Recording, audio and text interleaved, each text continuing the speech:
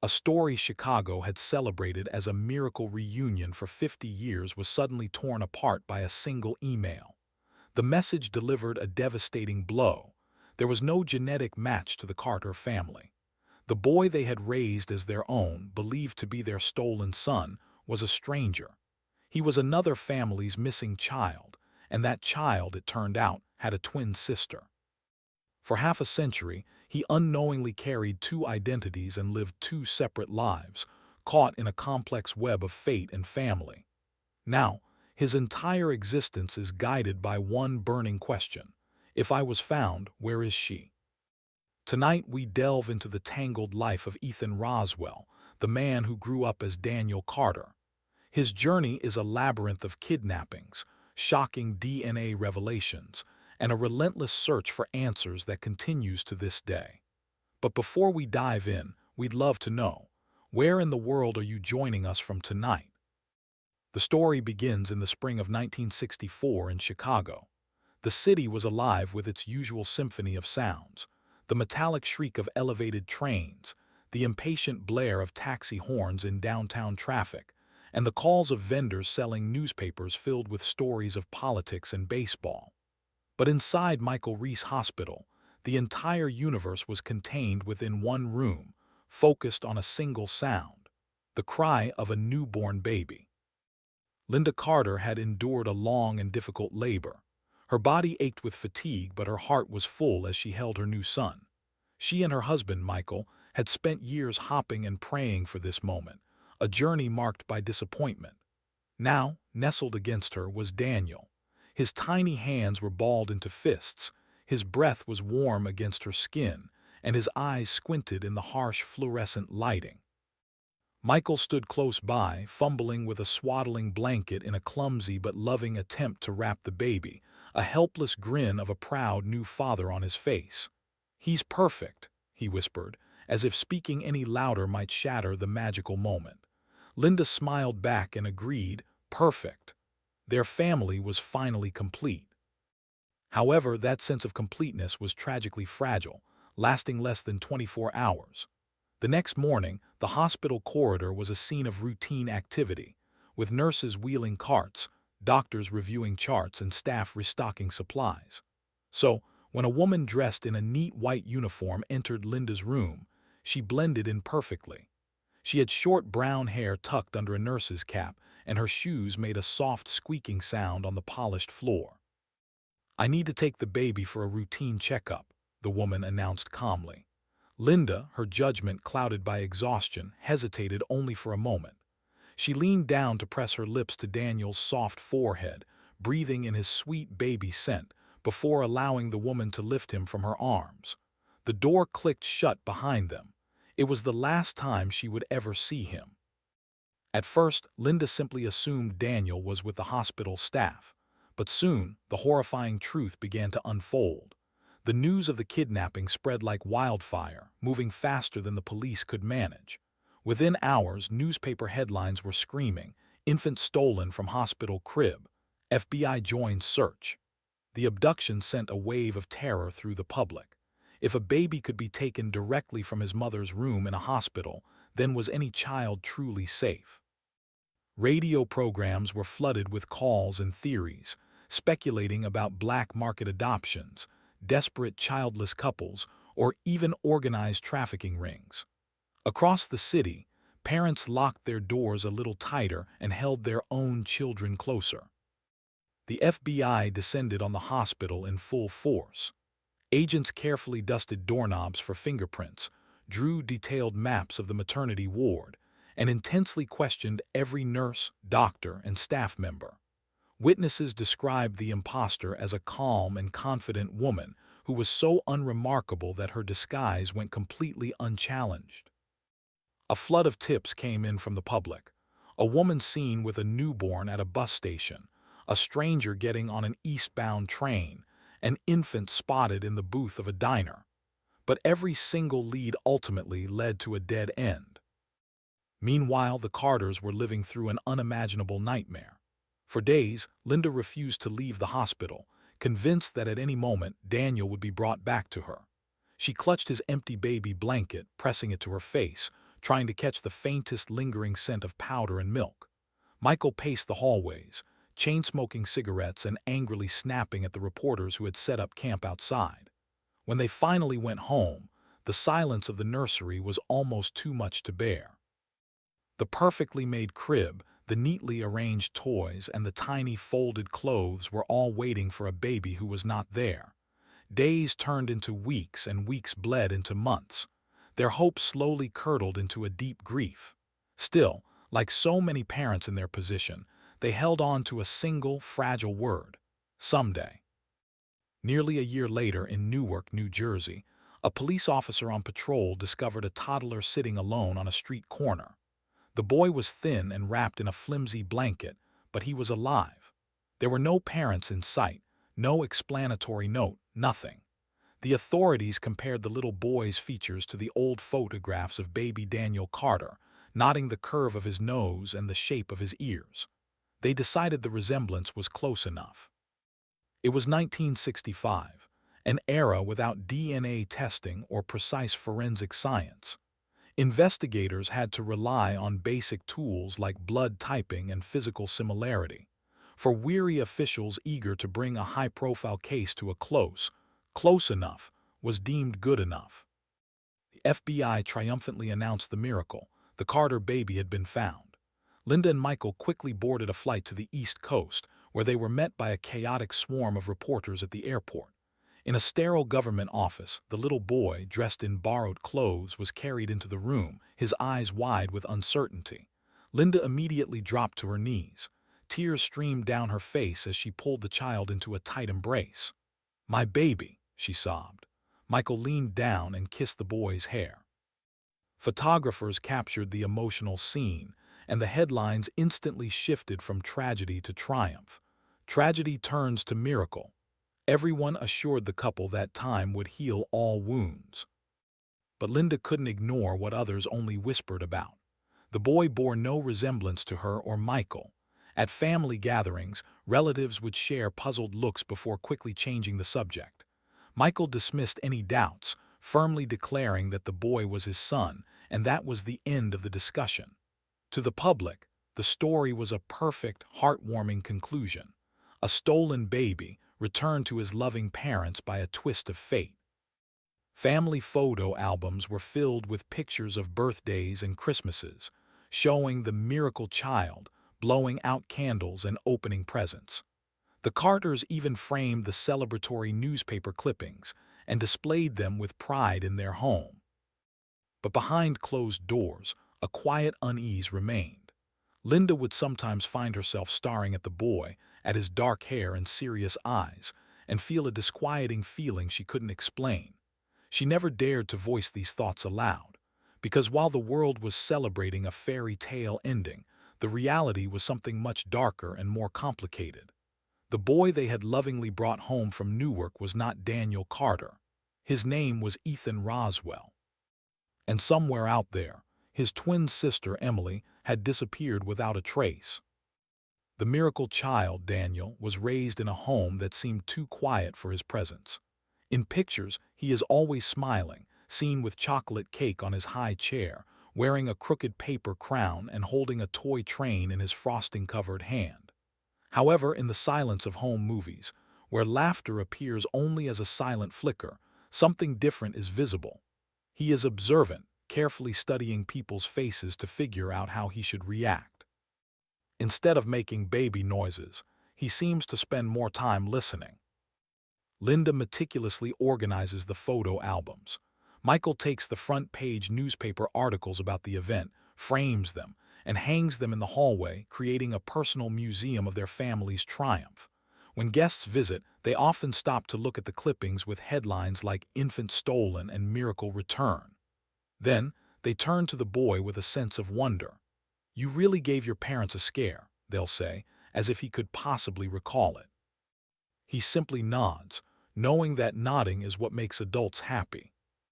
During one Thanksgiving, a gray tant pinches his cheeks, then looks at Linda and hesitates for a moment. "He's handsome," she finally says, choosing a word that cleverly sidesteps any mention of family resemblance. Later, when the boy has wandered off, She whispers to someone in the kitchen doorway, but not softly enough. He doesn't have Michael's eyes. The sound of the running water in the sink pauses for a second, and her whisper lingers in the air like steam. At night, Linda often watches him as he sleeps, placing her hand gently on his back to feel him breathe. The doctors had assured her that this constant need to check on him would lessen over time, but it never has. She can't erase the image from her mind of a woman dressed in white, wearing practical shoes, and the sound of a door clicking shut. For her, love has become a form of guard duty, a post she can never abandon. Michael expresses his love through grand gestures. He'll grab the boy, lift him high into the air, and call him champ. One day, a neighbor makes a casual remark, not intending any harm but saying something significant anyway. It's funny how some kids don't take after their parents. Later, on the playground, a boy named Tommy asks Daniel why his hair is so dark when his mother's is so fair. "Maybe I'm adopted," Daniel replies, testing out the line as a joke. Tommy just shrugs and says, "Maybe." That word sticks with Daniel like a name tag he can't remove. He brings home school projects, pictures of turkeys made from hand tracings, astronauts with helmets colored in blue crayon, and drawings of families living in houses with triangular roofs. In his drawings, the families appear normal at first, but then the crayons go astray. Sometimes he colors the mother's hair the wrong shade or draws the father's smile in the wrong shape. He erases and redraws so many times that the paper starts to bunch up and tear. In the fourth grade, a classmate brings in baby photos for a show-and-tell presentation. In the background of one photo, a nurse is wearing the exact same type of cap that Linda described in her stories. While the rest of the class giggles at the pictures of naked baby tummies, Daniel stares at the tiny hospital bracelet in the photo and feels a sudden wave of nausea. The Carters measured his childhood in carefully granted freedoms. At first, he was only allowed in the yard, then he could go to the end of the block, and eventually, with a silent prayer, they let him walk to school by himself. The family rules were displayed on the refrigerator like commandments. Always tell us where you are. Be home when the street lights turn on. Never talk to strangers. He does his best to follow them. He isn't a reckless child, just a curious one. And curiosity can be like a door that doesn't close properly. One December, when he is 10 years old, that curiosity leads him into the crawl space.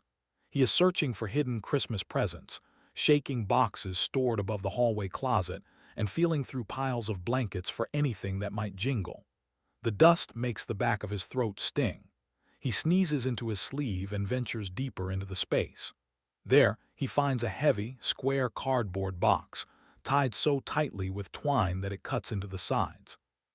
The box has a musty smell, like a basement, old glue and dampness. He manages to pry it open and discovers a collection of yellowed newspaper clippings with edges as soft as fabric. The headline on the top page is one he has seen before, but it feels different holding the actual paper, with the old ink smudging his fingers. "Infant stolen from hospital crib." The photograph beneath the headline is of his mother, but it's a younger, more vulnerable Linda, her eyes puffy from crying. He looks at the image until it blurs, then he turns to the next clipping. It shows a grainy picture of a hallway, men in hats, and the letters FBI. He keeps looking through the pages, and the story unfolds piece by piece. There are mentions of a woman in white, a missing entry in the hospital log, search stairwells, and doors that were locked too late. Then he sees a photograph he has never seen before. It shows his parents, looking a year older, staring at a toddler inside a government building. The caption below reads, "Reunited." He continues to read until his neck begins to hurt and a chill spreads through his hands. He reads until every story he has ever been told rearranges itself around this new central fact. He carefully takes one of the clippings, slips it under his shirt, and hides it. The knowledge keeps him afloat, but being on a raft is not the same as being safely on shore. This discovery changes him in small, almost unnoticeable ways.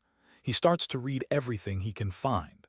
The library becomes a place of exploration, where he looks up missing child cases, hospital security procedures, and old magazines with articles on how to protect your children. He begins to ask adults indirect questions like, "Has a baby ever been taken from around here?" Or, "What do you do if a kid gets lost in a store?" He mentally categorizes their responses into two files, truth and fear. He starts to collect small clues and hints. At a family picnic, an uncle who has had a couple of beers leans down while scooping baked beans onto his plate. He puts a hand on Daniel's shoulder and says, "You're a good kid, you know that. Don't pay attention if people say you don't look like a Carter." Until that moment, Daniel had never heard anyone in his family say it out loud. He feels something shift inside him, like a picture on the wall being knocked crooked. He begins to test his limits, but not in a dramatic way. He isn't the rebellious type. He is just trying to reach for something more. He stays out a little longer than he's supposed to, riding his bike in wide loops around the neighborhood that mark the edges of his permitted world. On one of these rides, he stops his bike in front of a hospital and just stares at the automatic sliding doors, trying to imagine them opening to a part of his life he cannot remember.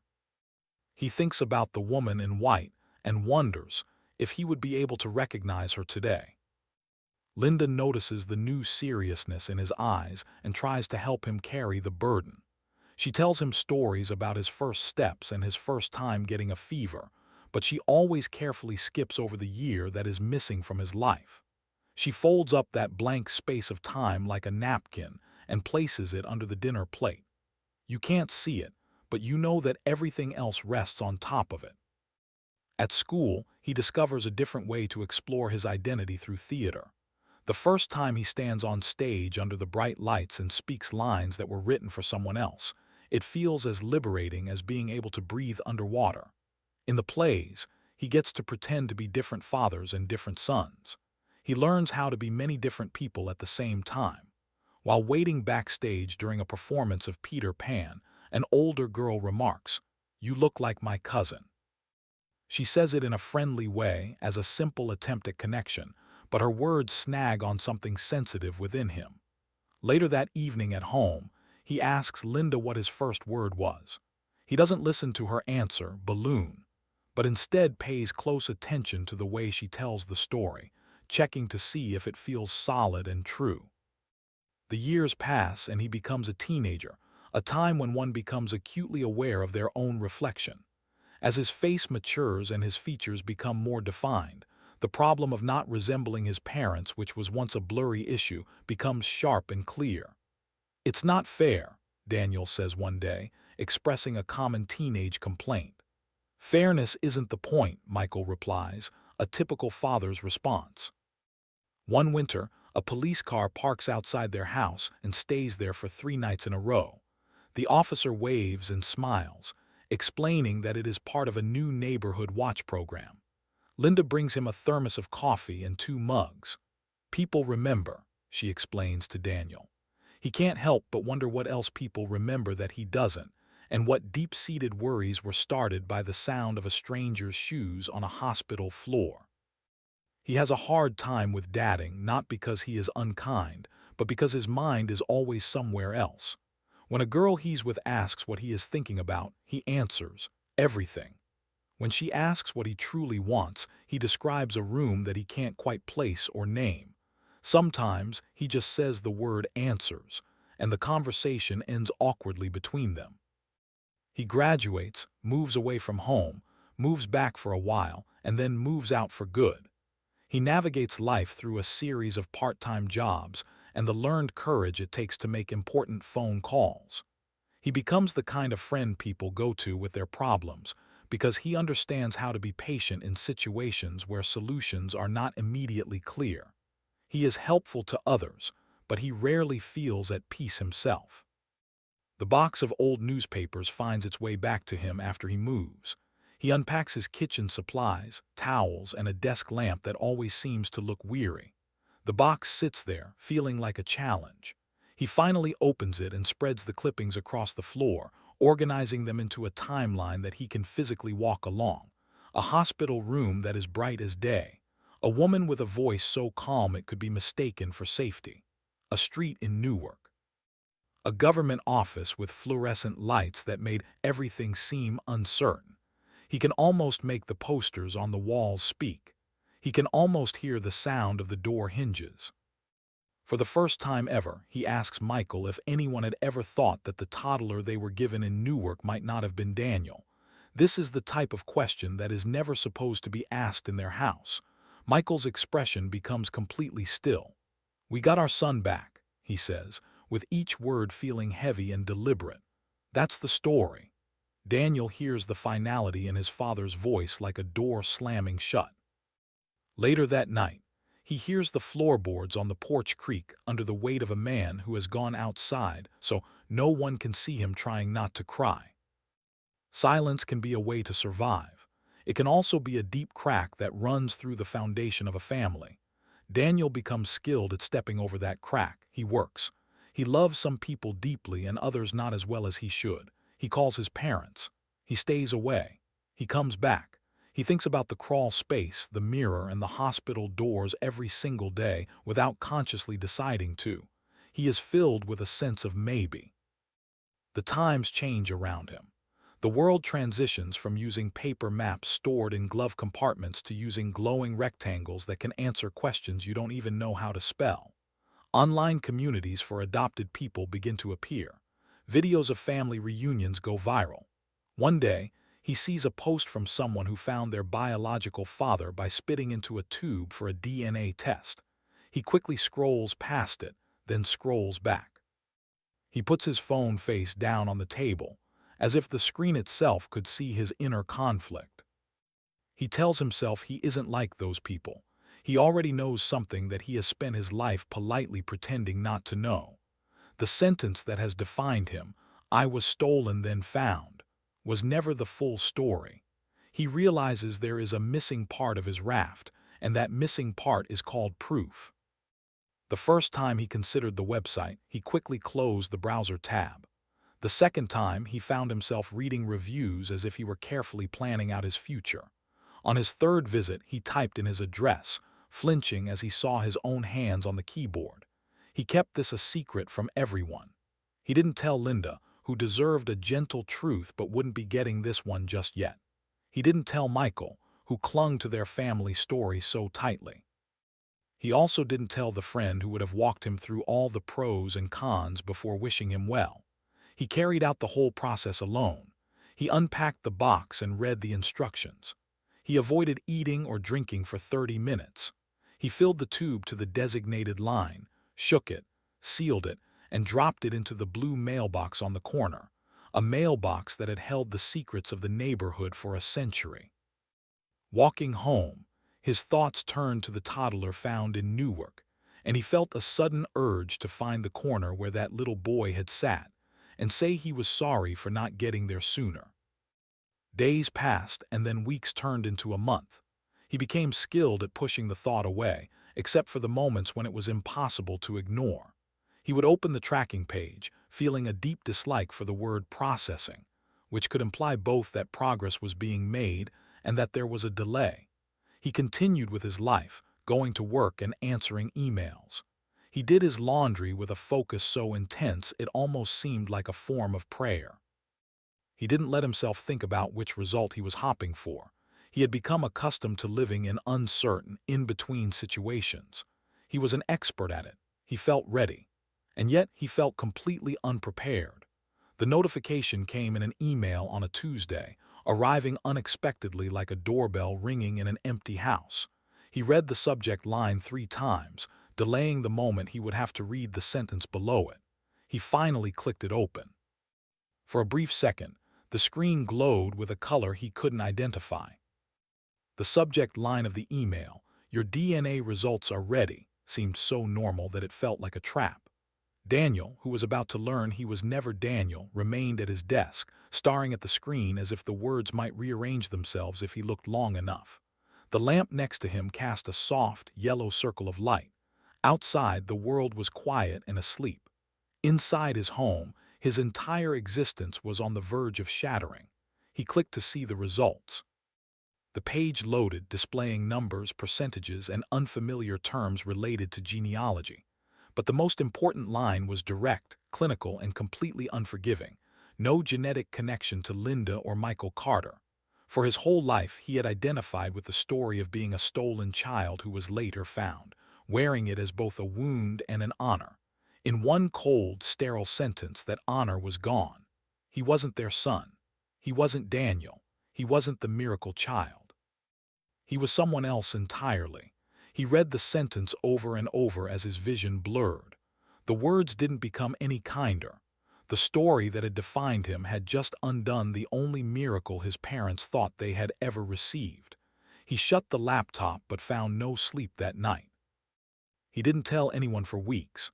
He went on with his daily routines, work, grocery shopping, phone calls, all while carrying the secret inside him like a sharp piece of glass stuck in his chest.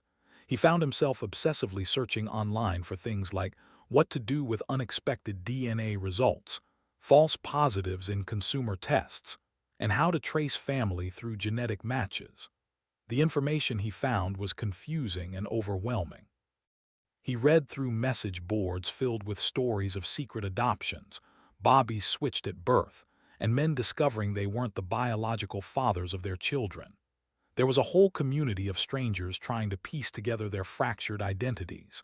He realized he wasn't the only one, but knowing that didn't make him feel any less lost. The testing website provided a list of DNA relatives. At first, it just looked like a random assortment of names. There were hundreds of distant cousins with genetic percentages too small to seem significant. However, every name on that list was proof that he belonged to someone, just not to the Carters.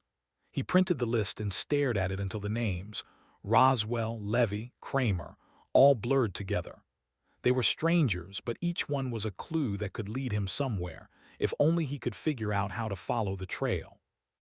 That's when he came across the name of a woman who was a legend in online forums for adoptees, Dr. Claire Monroe, a genetic genealogist. She was known for solving cold cases, reuniting families, and tracing the roots of lost children. People spoke about her with great respect, saying she could take a meaningless jumble of information and turn it into a clear story. Daniel, who was unknowingly on the path to becoming Ethan, typed her name into his email. The message he wrote was hesitant and almost sounded like an apology. "I don't know who I am," he wrote. "Can you help?" He paused for a full minute with his cursor over the send button before finally clicking it. Weeks went by. Then one afternoon he found her reply hidden in his spam folder. "I believe we can help," it said.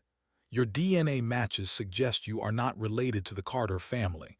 You are someone else entirely. We can find out who." Their first phone call felt like he was in a class where he was the main subject. "DNA doesn't just give you a name," Dr. Monroe explained in a calm, experienced voice. "It gives you clues like breadcrumbs. Our job is to follow those clues back." She continued, "We build the family trees of your matches and look for the places where different branches cross. Those intersections will lead us to your grandparents and then to your parents. From there, we'll discover who you are." He asked, "So you can find out where I came from?" She paused for a moment before replying, "Yes, and maybe we can find out who else might have come with you." Those last words lingered in his mind. Who else? He had never considered that possibility. The pieces of his life started to click into place. One morning, Dr. Monroe called him. Her voice was steady, but he could sense the importance of what she was about to say. "We've identified your biological family," she began. "You were born Ethan Roswell in Atlantic City in 1964. She hesitated for a moment. "And you had a twin sister, Emily." He held the phone so tightly that his knuckles turned white. A twin. All the loneliness he had felt his entire life, the constant feeling of not quite fitting in, suddenly rearranged itself into a picture that made perfect sense. He was never meant to be a single person. He was supposed to be one of two. "Yes," she confirmed. "The hospital records list a baby boy Roswell and a baby girl Roswell. You were both taken. You were somehow left abandoned in Newark, but Emily, she was never found." The room started to spin. For decades, he had been searching for his identity. Now he had it, but it came with a loss far greater than he had ever imagined. He hadn't just been lost. A part of him was completely missing. That night he lay in bed, whispering the name Emily. Saying it out loud made her feel real. He pictured her face, imagining it looked like his. He imagined her laughing, the same way he sometimes laughed for no reason. He saw her in a grocery store or brushing her hair in front of a mirror, completely unaware that she had a brother somewhere in the world. He also thought about Linda and Michael. They had loved him with all their hearts, raising him through childhood scrapes and teenage moodiness. They still thought he was their Daniel. How could he possibly tell them that the miracle they had cherished for 50 years wasn't real? He played the conversation over in his head. He saw himself at the kitchen table with the printed DNA charts, saying the words, "I'm not your son." Every scenario ended with Linda's face crumbling in sorrow. Every version ended in a silence that was too heavy to endure. So for the time being, he said nothing. Instead, he poured all his energy into the search. He started contacting distant cousins. He meticulously copied down names from gravestones and marriage certificates. He constructed one family tree after another until the branches covered his entire wall. He knew that somewhere in the empty spaces on those charts was Emily. But for every name he added, a new question arose. Why was he left on a sidewalk in Newark while she wasn't? Was she living with another family, captured in their photo albums, blowing out birthday candles under a different name? Or had her disappearance been more permanent? In his quiet moments, he re-examined his whole life as if watching a movie. He recalled the hushed conversations at family gatherings, a great-aunt's strange pause, and an uncle's drunken slip of the tongue. He looked at his own face in the mirror and thought about all the stories. He remembered the tremble in Linda's hands and the protective look in Michael's eyes. They had been his parents in every single way that truly mattered, except for biology. He existed in this conflicting reality, caught between the truth and his love for them, between his past and his future. What had started as a journey to find himself had transformed into something much bigger. He was no longer just searching for his own identity, he was searching for Emily. Alone in his apartment, he made a promise out loud. "I'll find her."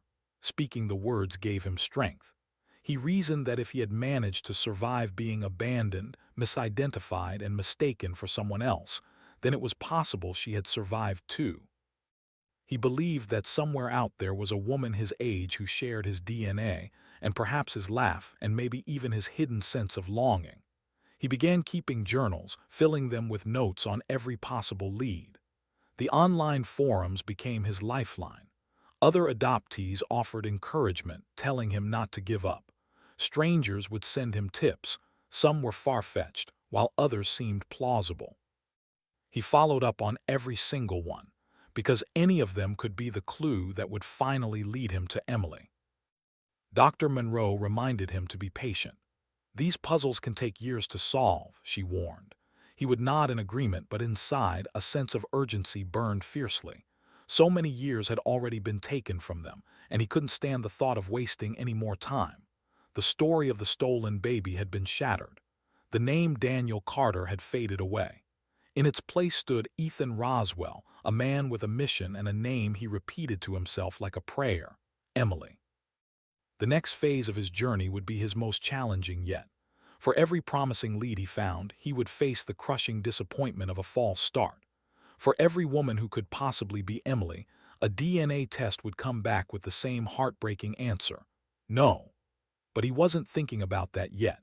For now, he was fueled by the fire of his discovery, certain that the truth, no matter how painful, was better than living a lie. The wall over Ethan's desk was more paper than paint, covered in family trees that spread out like ivy. It was a web of penciled boxes, arrows, and dates, filled with the names of people he had never known, all branching out, connecting, and sometimes ending in question marks. What started as a simple list of DNA matches had transformed into a vast map, and he believed the route to find his sister, Emily, was hidden somewhere within it. Dr. Claire Monroe was his steady guide through video calls. She spoke slowly and patiently, like someone who had seen people's frantic panic lose the race against the steady pace of truth. "Imagine every match is a lantern," she told him. "Our task is to hang enough of them in the darkness until the path becomes visible." Just then, a new light appeared. a second cousin with a significant centimorgan match, which Claire described as a directional clue. "If he is willing to speak with us, we can pinpoint your grandparents," she explained. A jolt of hope ran through Ethan like an electric current. Claire wrote a thoughtful letter, sticking to the facts and showing respect, aiming to build a connection rather than force one. They sent the letter and then began to wait. A week later, they received a call from the cousin's daughter. Behind her on the screen, her living room was visible, decorated with porcelain figures, a cross-stitched "Bless this house" sign, and a picture of a man in a military uniform. Leaning closer to her camera, her eyes showed she was curious. Claire carefully laid out the basic facts of the case: a baby abduction in Chicago and a toddler discovered in Newark, along with DNA evidence that proved he wasn't related to the Carter family. The woman listened intently without saying a word. When Claire finished, the woman let out a long, heavy sigh that seemed full of complicated feelings. "We did have a cousin," she started, "but it wasn't something the family talked about much. She had twins, a boy and a girl. There was some kind of trouble, that's all I can recall. It was in Atlantic City." The word twins resonated with Ethan like a ringing bell. Although Claire had already located a record of the twins, hearing it from a person's memory instead of a computer database made it feel more tangible and human. The woman searched through a drawer and pulled out an old address book, one that looked even older than Ethan. She read aloud 3 names that could be his aunts, 2 addresses of what might have been their former homes, and even a cake recipe that had been tucked between the pages for many years. This wasn't just another clue. It felt like a breath of fresh air. The research team immediately sprang into action. They searched through birth records from 1964, hospital staff lists, and old city phone books. They located the same ledger entry they had seen before: baby boy Roswell, baby girl Roswell. But this time, they noticed it was accompanied by a nurse's hastily written signature, where the letters didn't quite line up consistently. Claire circled this detail on a scanned copy of the document and sent it to Ethan with a short message: "Paper remembers." Ethan printed the image and taped it to his wall right at his eye level. Whenever feelings of doubt started to creep in, he would look at it for reassurance, much like a sailor looks to a lighthouse for guidance in a storm. As they uncovered more information, the picture of his grandparents became clearer. He learned about a butcher who had a weekly card game on Thursdays and a woman who would sing while she cooked and was known for not forgiving people easily. He learned of a house near the boardwalk where sand seemed to get into everything. Some of the family names felt familiar to him, while others felt strange. The different branches of the family tree started to connect. Then one afternoon, Claire announced, "I think we have them." She shared her computer screen, pointing to where 2 separate family lines from 2 DNA matches who didn't know each other both led back to the same married couple. Ethan followed the lines on the screen with his mouse, feeling a strange mix of distance and closeness. "These are your grandparents, Ethan," Claire said, using the name that still felt a bit unfamiliar to him. "From this point, we can work our way down to find your parents." He prepared himself mentally. He had wanted to know the truth, and now it was finally coming into view. Tracing the family tree down to his parents meant digging into the messy details of people's lives. The Roswells, his Roswells, were real individuals with their own histories, including mortgages, old disagreements, and weddings where relatives celebrated loudly. Not all of them were eager to talk about the year 1964. Some people simply refused to speak about it. The team followed a strict set of rules. Don't accuse anyone still living, never make a private story public, and always assume there is pain involved and proceed with caution. Ethan found himself writing and rewriting emails, trying to find the right balance between conveying his urgent need for answers and showing compassion. Clicking the send button felt like pulling a trigger and saying a prayer at the same time. While looking through a box of public documents, they discovered a marriage license that at first seemed unimportant. However, the date on it, just 3 months after the twins were born, seemed like a loose thread worth pulling. Claire investigated further and found that the couple had moved. This was followed by an unexpected hospital visit, and then an address that was the same one the elderly cousin had remembered. "We are not trying to figure out why they did things," Claire reminded him. "We are piecing together their movements." Even so, the sequence of events weighed heavily on Ethan. It was clear that lives had been reshaped to hide secrets, and he was one of those secrets. At night, Ethan would write Emily's name on a sticky note and move it around the map on his wall. He would sometimes place it directly across from his own birth details, creating a reflection-like image. Other times, he'd put it beside an online photo of a woman who he thought looked a bit like him if he squinted. He eventually stopped doing this, realizing that focusing on almost was an easy way to lose his sense of self. He made an effort to ensure his search was driven by love, not by desperation. However, he knew that love and desperation can often feel very similar. Then he found the first potential Emily. She was the correct age and lived in Pennsylvania. Her childhood had unexplained gaps, and her mother had never revealed who her father was. A distant cousin of hers had already taken a DNA test and showed a remote match to Ethan. In her profile picture, her smile was tilted in a way that reminded him of a photo a friend had once taken of him at a picnic. It was an illogical connection, the kind you tell yourself not to believe in. He wrote her name on a fresh index card and just stared at it. He even kept it on his nightstand while he slept, as if it were a sacred object. Claire, ever cautious, composed a message to her. The woman replied the very next day, sounding polite, interested, but also cautious. She consented to a phone call. Ethan rehearsed how he would speak to her, calmly, clearly, and without seeming too eager or demanding. He explained the basics of his story, leaving out the deep emotional pain.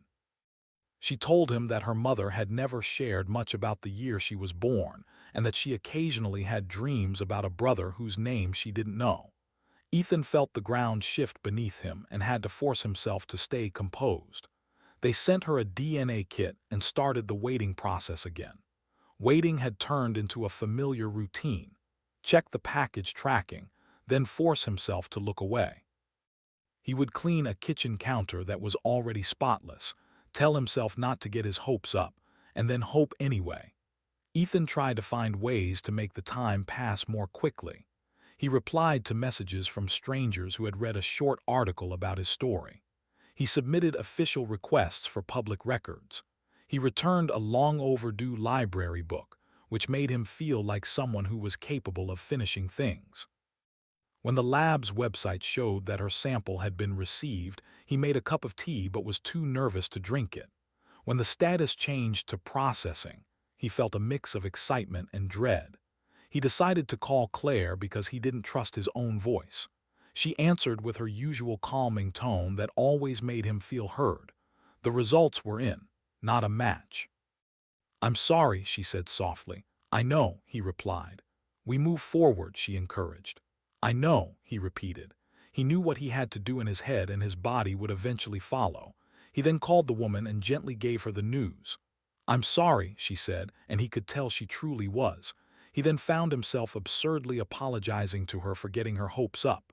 After the call, he sat in the darkness, letting the reality of the no sink in. The next morning, he woke up feeling a hangover-like exhaustion from a loss he felt he had no claim to, but it was real nonetheless. He wrote her a quick message. "Thank you for being brave enough to test. I hope you find everything you're looking for." And he genuinely meant it. The search had to be readjusted. More DNA kits were sent out, this time to individuals who seemed even less likely to be a match on paper. Ethan learned to hit send, and then let go of his expectations. He even taped a new rule to his wall: no stories before results. He was determined not to create an imaginary sister out of his own hopes, only to be disappointed and unfairly blame a stranger for not being who he wanted her to be. Amidst all the negative results, a positive one came from an unexpected source. A third cousin provided a DNA sample that, when combined with two others, completed a triangular connection that Claire had been trying to establish for months. "This is it," she said, pointing to the spot where the family lines overlapped. "This is your maternal line." She highlighted a surname that had previously seemed unimportant and moved it to the center of the chart. Below it was a woman whose age matched what they were looking for in a mother from 1964. Under her name was a brother, whose name they recognized from a 1965 police report for a minor crime. The past was full of distracting details, but they were learning how to find the important clues. A photocopy of a different hospital ledger which they had requested so long ago they had forgotten about it finally arrived. In the margin, written in slanted blue ink, was a note, "Transfer Inquiry Newark," next to the date that matched the day a police officer found a toddler on a sidewalk. Claire circled it. "This doesn't prove their intentions," she said, "but it does prove a connection." Ethan stared at the words until they blurred. He tried to imagine the person who wrote them, and then he tried to stop himself. He took the copy of the ledger with him to Linda's house. He mentally rehearsed telling her everything, then rehearsed not telling her anything at all. He sat in his car, looking at the porch light that had been a familiar sight for most of his life. He pictured himself placing the document on the kitchen table where he had eaten countless breakfasts. He imagined her fingers tracing the slanted blue writing. In the end, he drove away. He wasn't ready. Late one night, while he was comparing two obituaries, feeling like both a detective and a grandson, he noticed a name listed among the survivors. It was a woman he hadn't seen on any of the family trees, with a last name that matched a very distant DNA result from months earlier. Her age was exactly what Emily's would be. His heart started to pound with a feeling he refused to label as hope. He sent the link to Claire. She responded quickly. "This connects to match number B17. She could be a daughter or a niece. Regardless, she is on the right branch of the family." They worked together to write a letter. They decided to wait overnight before sending it, knowing that being too hasty could scare the truth away. The next morning, they mailed it. While they waited for a reply, Ethan kept himself busy by cleaning. He organized old newspaper clippings into boxes, labeling them with the care of someone preserving their own history. He put the yellow baby cap that Linda had given him into a drawer, but then took it out again. Hiding it felt like an act of forgetting, and forgetting felt like a betrayal. He placed it where the sunlight could touch it, trying to believe that warmth itself could be a way to find answers. The woman replied. Her email was brief and cautious. "I didn't know about twins," she wrote. "I knew there were complications. I'm willing to talk." During their video call, she was very careful with her words, like someone who knew that family history could be as comforting as a quilt, but as dangerous as a minefield. She had no memory of any Bobbies, but she did remember a time when everything became quiet and secretive. She recalled an aunt crying behind a locked bathroom door with the water running to hide the sound.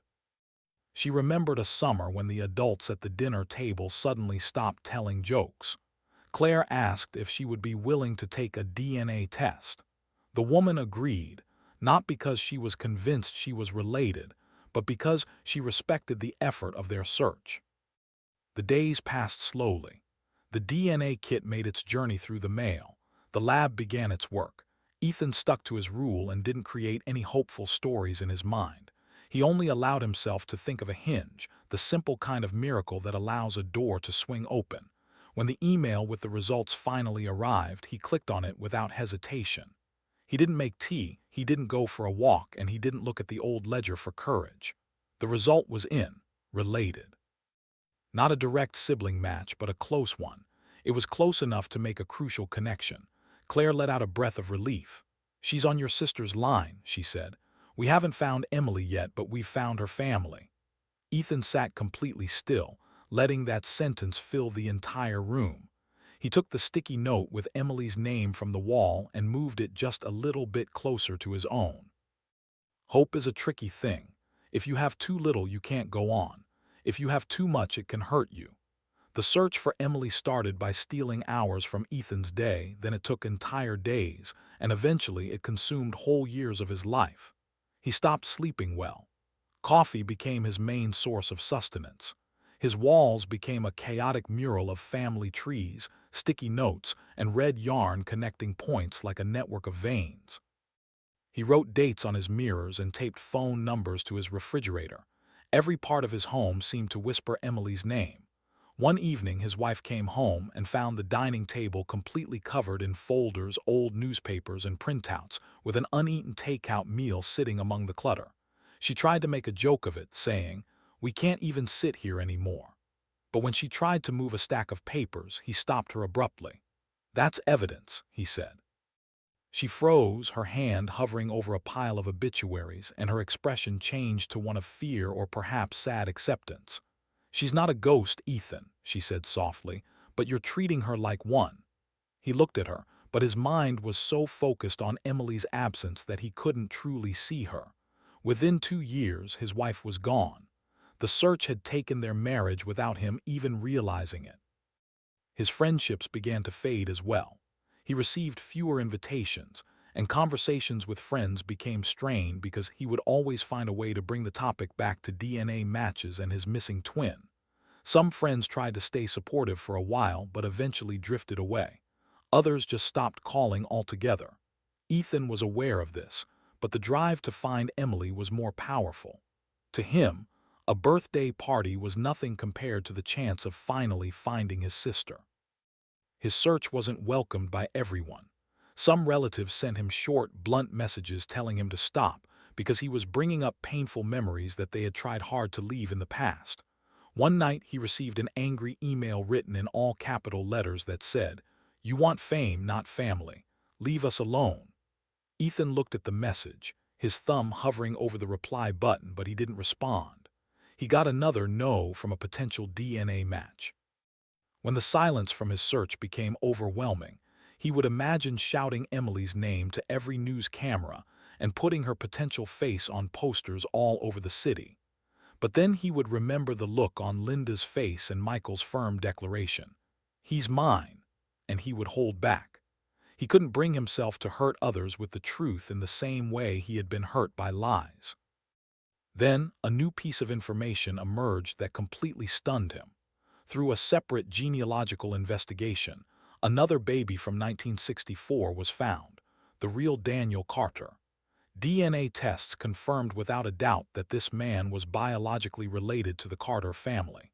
He had been raised with a different name in a different family, living a completely different life. He had never known that he was the baby who had been taken from a hospital in Chicago. For Ethan, this news was like looking in a mirror and seeing the life he was supposed to have had instead of his own reflection.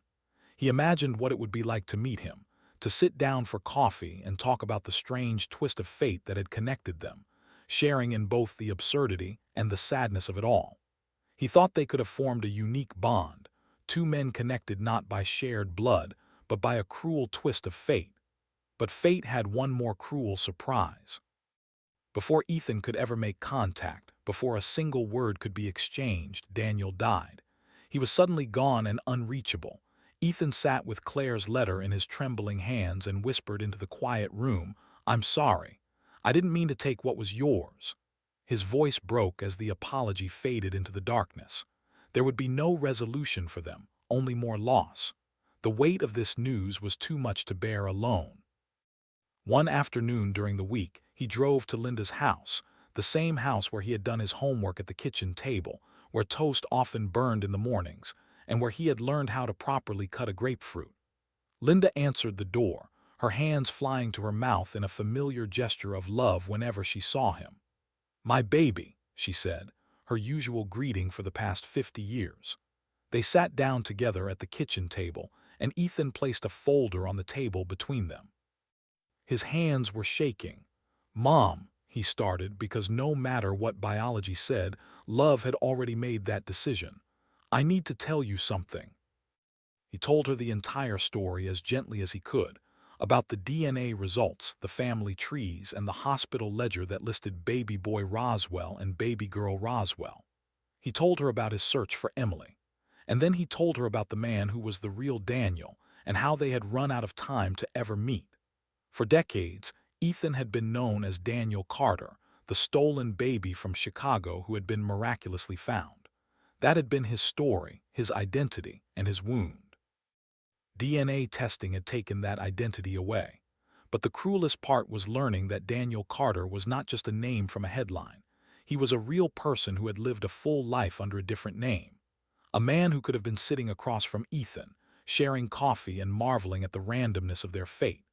The news of Daniel's sudden death from a heart attack, just a month before, hit Ethan like a physical blow. Claire's voice on the phone was soft, but her words shattered his world. Ethan sat motionless, the silence in his kitchen feeling louder than any noise. His hand shook as it rested on the table. "I carried his name," Ethan whispered, "and I never got to tell him I'm sorry." He was sorry for having lived another man's life, for being celebrated as a miracle child while the real Daniel lived and died unknown. He was sorry that fate had denied them both the chance to know the truth about each other. For several days, Ethan wandered his neighborhood in a daze, quietly repeating the name Daniel as if he were practicing for a conversation that could never happen. He thought about the shared, awkward laughter they might have had. Instead, there was only a profound silence that offered no chance for healing. One evening, he found himself sitting on a park bench, watching children play. He thought to himself, "Daniel never got to know me, and I never got to know him." They were two boys caught in one story, both stolen, one by a person, the other by a lie. Grief changed its form from day to day. Sometimes it was tears, other times it was a steely resolve. Ethan accepted that his apology to Daniel would have to remain unsaid, but he could still find Emily. He decided that if the world had taken Daniel from him, he would not let it take his sister too. He now faced the difficult task of telling the Carters, Linda and Michael, the loving parents who had raised him, who still believed in the miracle. How could he break the news that would tear down 50 years of their reality? When he told Linda, her eyes filled with a mixture of shock and sadness. But then she reached across the table, took his hand, and said, "You are my son." Her words were not a defense but a simple statement of fact. "Whatever they wrote on a piece of paper, I know who I rocked to sleep in this kitchen." Her tears finally came, hot and angry, not for herself, but for the baby that was taken from her, for the decades she spent believing a lie, and for the man in front of her who had been trapped between two false stories. She handed him a small, faded, yellow knitted cap. "We kept it for the day we brought you home," she said. "Keep it now." Ethan put it in his pocket, holding it like a precious artifact. He left their house that day feeling both heavier with the truth and lighter from sharing it. Michael, who was more reserved and proud, reacted to the news with silence. Ethan told him everything anyway, expecting anger or denial. But Michael just stood there, a cigarette shaking slightly in his hand. Finally, he said, "We got our son back, that's the story. The rest is just noise."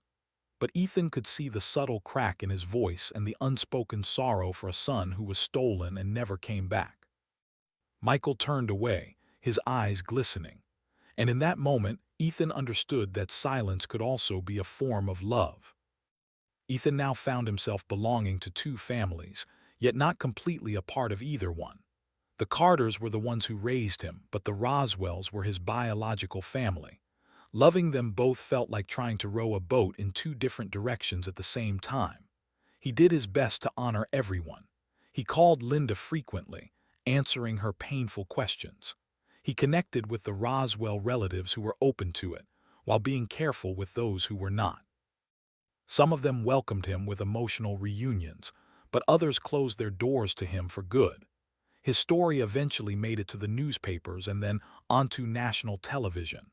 Producers set up bright lights and asked him direct, sometimes insensitive, questions. He wasn't looking for fame. He was looking for a wider audience. He knew that the more people who saw his story, the greater the chance that someone might recognize Emily. At a conference for adoptees, he stood at a podium and shared his story about being a 10-year-old boy who discovered his past in a box of old clippings. He spoke about the mysterious woman in white and the toddler found on a sidewalk in Newark. He told them about the DNA test that had changed everything, the man he was supposed to be, and the sister who was still missing. A photo of one potential match made his heart beat faster. She had a tilt to her chin that looked just like his. He kept this to himself, knowing that hope, when spoken too loudly, can be easily extinguished. He held on to it quietly, like a person cupping a candle flame with their hands. And when the next email arrived, with a simple subject line but carrying immense importance, he sat perfectly still, knowing that its contents would determine the next chapter of his life. The boy once called Daniel Carter was gone. The man now known as Ethan Roswell remained, caught between two families, mourning a brother he never knew, and holding on to the hope of finding the sister who could still be alive. The truth had cost him everything familiar, but in return, it had given him a clear mission. The first thing the search took from him was sleep. Ethan had always been a restless person, but that restlessness turned into full-blown insomnia the moment he learned Emily's name. His nights were no longer for reading plays or watching old movies. They became long watches in front of his glowing laptop screen, where spreadsheets of data spread out like star charts. By morning, his coffee would be cold, and his eyes would be sore and red. He always told himself he would catch up on rest the next day, but that day never arrived. He'd find himself at 3 a.m. staring at the same old census record, certain he must have overlooked a clue. Sleep was no longer a basic need. It was a luxury he felt he couldn't afford. Coffee took the place of regular meals, and his hands often shook from a combination of caffeine and sheer exhaustion. Sticky notes with dates, names, and arrows began to cover his mirrors and refrigerator. His body was physically in one place, but his mind was constantly lost in the year 1964 in cities like Chicago, Newark, or Atlantic City. His friends began to worry. When they asked how he was doing, he would offer a weak smile and a vague answer like, "Moving forward." But for him, moving forward and backward had become the same thing, just circling a truth he couldn't quite reach. The strain started to show in his relationships. He began missing important events like birthdays and anniversaries. A planned weekend trip with his wife was canceled at the last minute because a stranger in Ohio had finally agreed to a DNA test. His wife was patient for as long as she could be. She would try to joke that she felt like she was married to a ghost. But one night, after he missed yet another dinner, she whispered, "I don't know how to compete with someone who might not even exist." "She does exist," Ethan insisted. "She's my sister." "I know," his wife replied sadly. "That's what scares me." His public story included a line that resonated with many, "The hope that somewhere my sister knows I'm looking." After it was published, he was flooded with letters. Some were short notes of encouragement from other adoptees, while others were long, emotional letters from people sharing their own family secrets. He made a point to reply to every single one. "They took the time to write," he explained to Claire. "They mean well." Before long, people started seeing him not just as someone searching for his family, but as a guide for others. He would post advice in online forums, encouraging people to knock on doors, ask questions, and not live inside lies. At a conference, he shared his story from the podium, speaking of his discovery in the crawl space, the mysterious woman in white, the toddler on the sidewalk, the DNA test that redefined him, and of course, Emily. After his speech, a man came up to him, shook his hand, and said, "I thought I was the only one." A young woman hugged him, crying silently on his shoulder. Another mother asked for advice on how to tell her son that his father was not his biological parent. Ethan admitted he didn't have all the answers but advised, "Tell him the truth with love. Then tell it again. Answer his questions, even the ones that hurt." Driving home that night with the windows down, the cold air on his face, he had a realization. Even if he never found Emily, his search was helping other people find themselves. The quest was consuming him, but it had also given him a sense of purpose. Not everyone was supportive. Some of his relatives were annoyed by his constant digging into the past. He received emails telling him to stop stirring up old pain. One letter, written in all capital letters, accused him of only wanting fame. Someone even sent him a map with a red X on it, promising answers if he would meet them in a parking lot. Another person called, claiming to know everything but would only talk if Ethan came alone.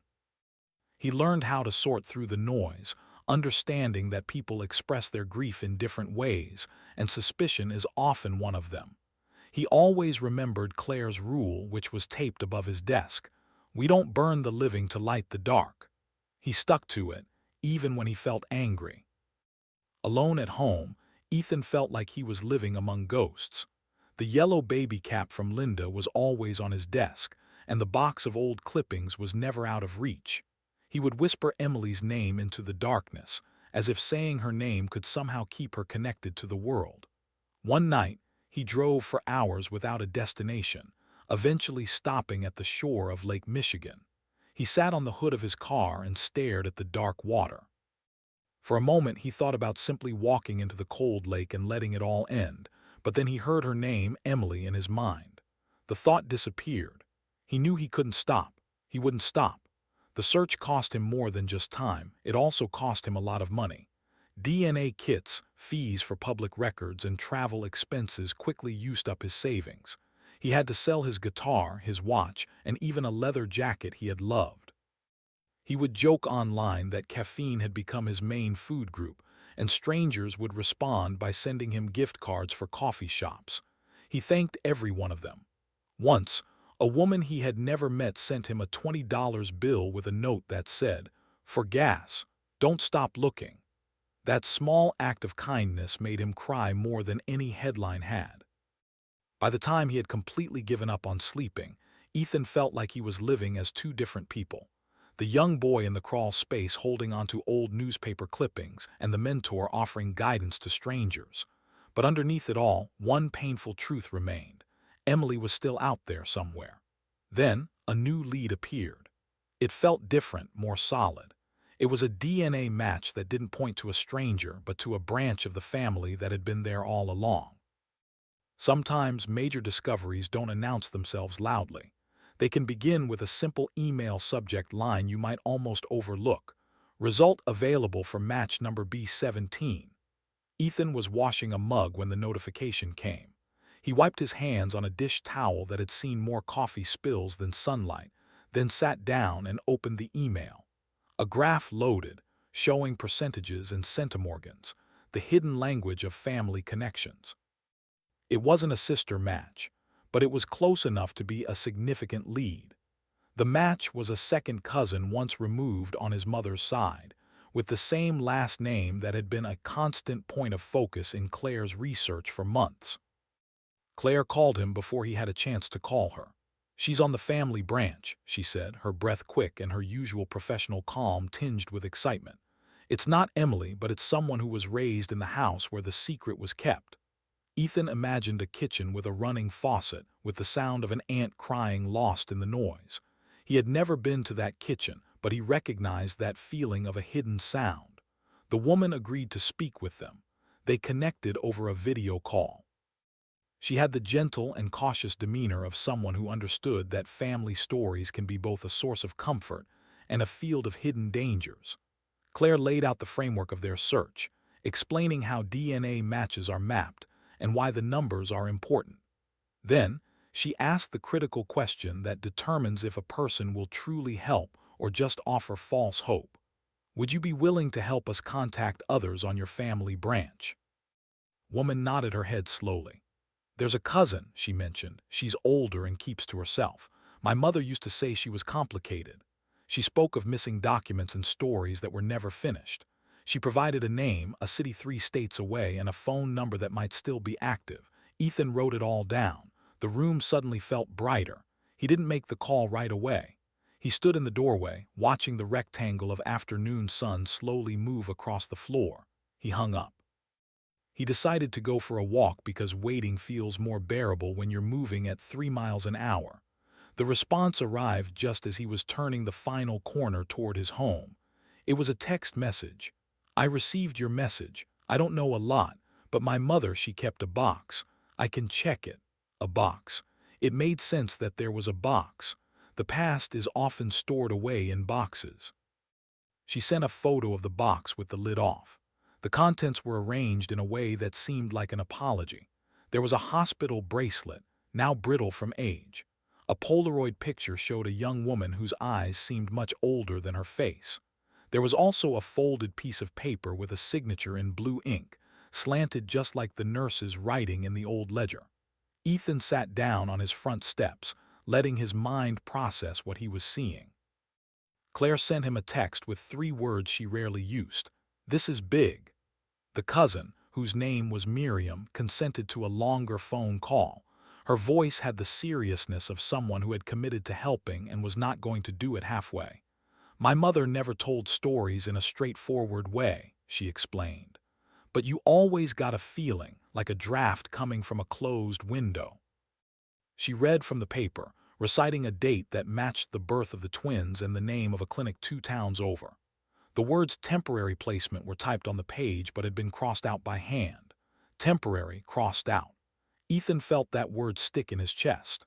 At the bottom of the page was a name neither of them knew, with amended written beside it in faded pencil, followed by the initials EM.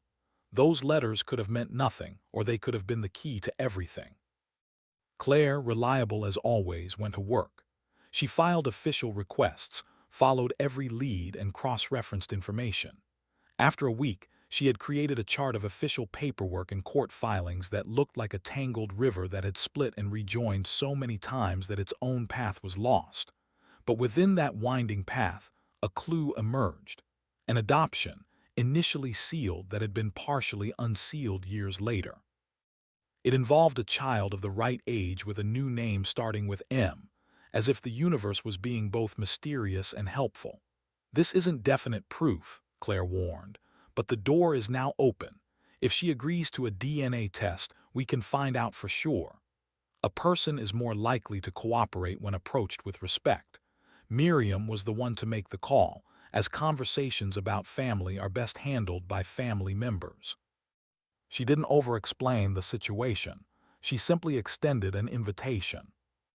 The woman on the other end of the line, whose name was Maya, listened intently. Her questions were so precise that Ethan could tell she had been living with her own set of mysteries for a long time and had learned how to protect them. "I'll think about it," she finally said. "Send me the details." A series of emails were exchanged. Maya reviewed everything carefully. She asked for assurances that Ethan himself hadn't even considered. He tried not to imagine a reunion, having learned that hopes built on incomplete information tend to fall apart. This time, he didn't walk around the block while waiting. He sat down, held the yellow cap of the test kit, and counted to 100, then counted again. The email came at 6:11 in the morning, as the sky outside his window showed the first soft light of dawn. He opened it. The result was full sibling. Everything inside him stopped, and then it all started up again at once. First came his breath, then tears, followed by a laugh that sounded like it belonged to someone else. Emily. They talked on the phone that night. The first few minutes were hesitant, like trying to recall a language you once knew only as a lullaby. "I don't know where to begin," she said. "Start anywhere," he replied. "We have plenty of time now." Her way of speaking had a familiar rhythm to it.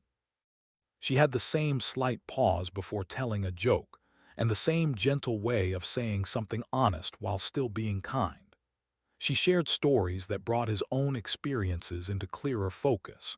She talked about how loud noises made her jump for reasons she could never explain, and how she had a deep love for theater without understanding why pretending to be someone else felt as natural as breathing.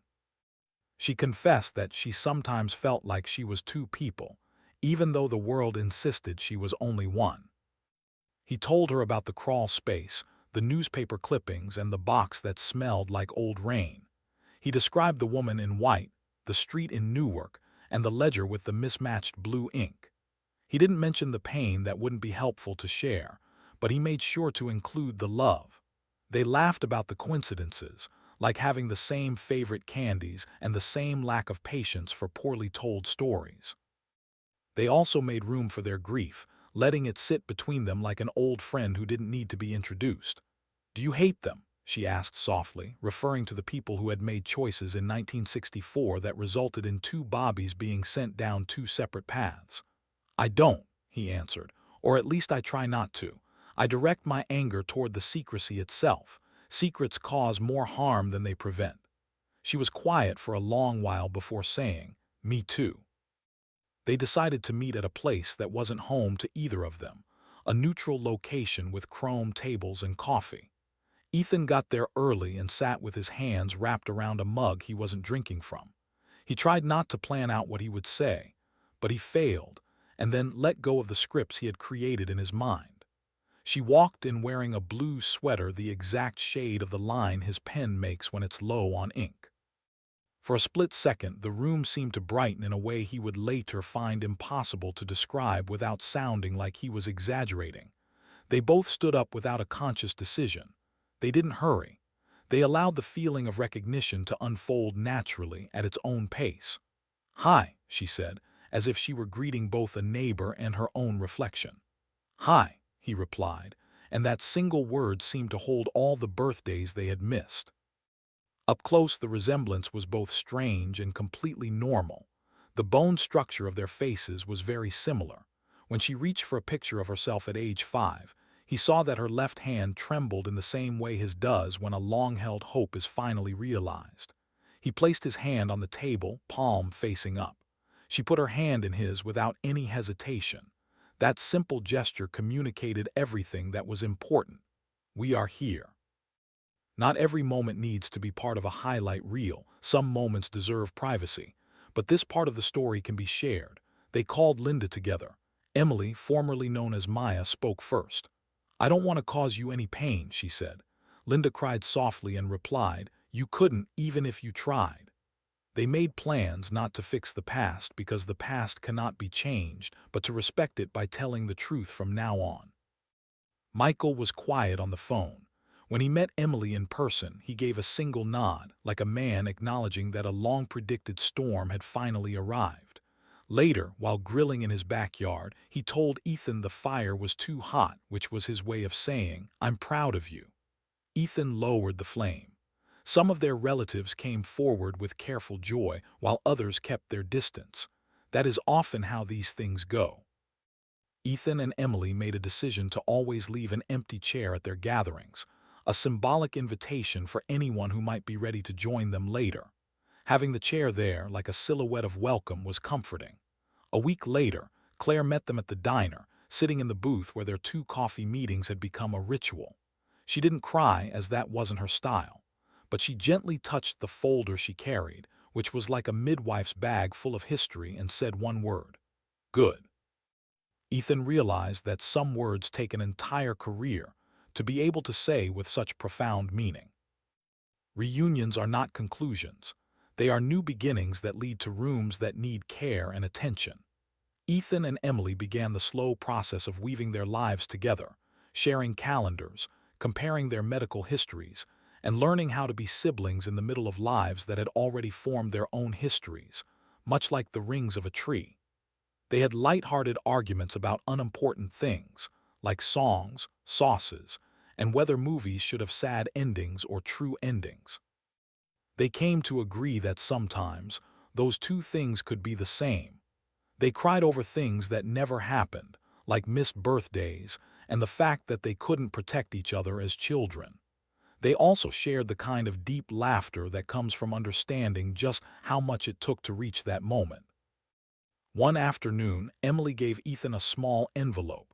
Inside was a copy of an amended document, the one that officially changed her name. At the bottom in pencil were the initials E.M. "I think she tried," Emily said, speaking of the woman who had crossed out the word temporary and clumsily written amended. "She did try." Ethan didn't disagree. Some acts of kindness are just like that. Ethan said that forgiveness is a way to move forward. She nodded in a way that showed she understood the cost of every possible choice. At his home, the wall above Ethan's desk was transformed. The family trees and arrows remained, but the sticky note with Emily, written on it by a man who had nearly lost hope, was gone. In its place was a photograph of 2 coffee mugs and a diner receipt that said, 2 coffee/1 pie. Because sometimes, proof of a connection looks a lot like dessert. He made a video for the online community that had supported him through his search.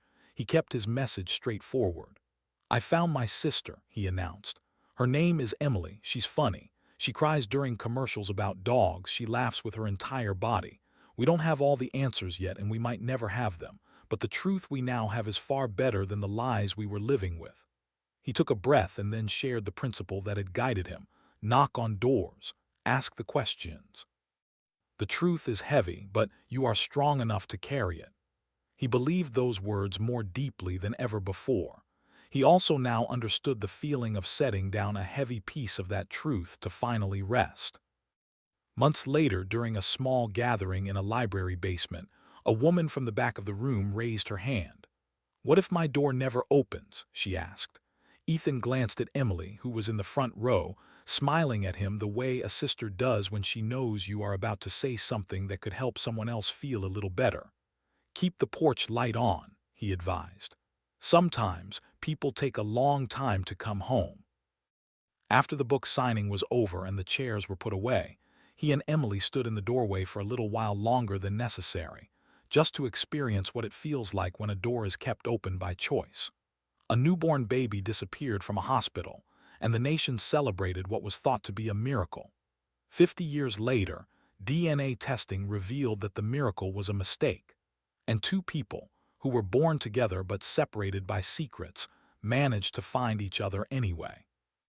If this story has reached you tonight and you are searching for your own missing piece, feel free to borrow Ethan's guiding principle: knock on doors. Ask the questions. The truth is heavy, but you are strong enough to carry it.